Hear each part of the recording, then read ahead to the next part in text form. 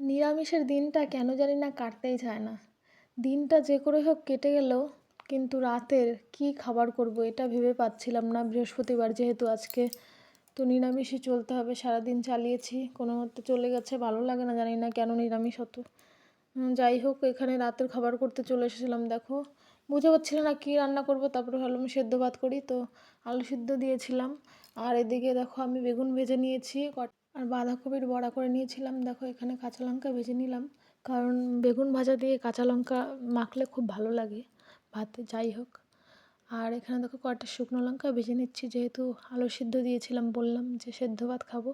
তো আর কি, মানে সেদ্ধ ভাত সবসময় আমরা না পেঁয়াজ ভেজে, মানে পেঁয়াজের বেরেস্তা বানিয়ে তারপরে মাখি, কিন্তু আজকে যেহেতু নিরামিষ, তো সেদ্ধ ভাতটা ভালো লাগবে না আমার, জানি না কেন, ভালোই লাগে না আমার। যাই হোক, এখানে দেখো আমার ভাতটা হয়ে গেছিলো, ঢাকনা দিয়ে ভাতটা করেছিলাম, যেহেতু তাড়াতাড়ি হয় শুনেছি।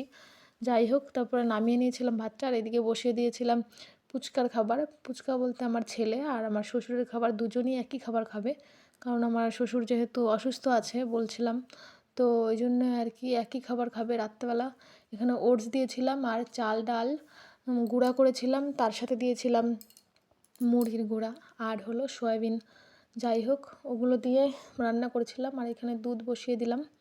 যাই হোক, এখানে দেখো ভাইয়ের খাবার ওটা, কারণ আমার যা যেহেতু বাড়িতে নেই, তো ভাইয়ের একাই। আর এদিকে দেখো ফুচকা আর বাবার খাবারটা দেখিয়ে দিচ্ছি, আর এদিকে আমার শাশুড়ির খাবার দেখো। শাশুড়ি মানে সেদ্ধ মাখা পছন্দ করে না, ওই জন্য আর কি গোটা গোটা আলু দিয়েছিলাম। আমরা যেহেতু রান্নাঘরে কেউ খাই না, ওই জন্য আর কি সবার ঘরে ঘরে দিতে হয়, তো দিয়ে তারপরে রান্নাঘরটা পরিষ্কার করে নিলাম। তো আজকের মতো টাটা।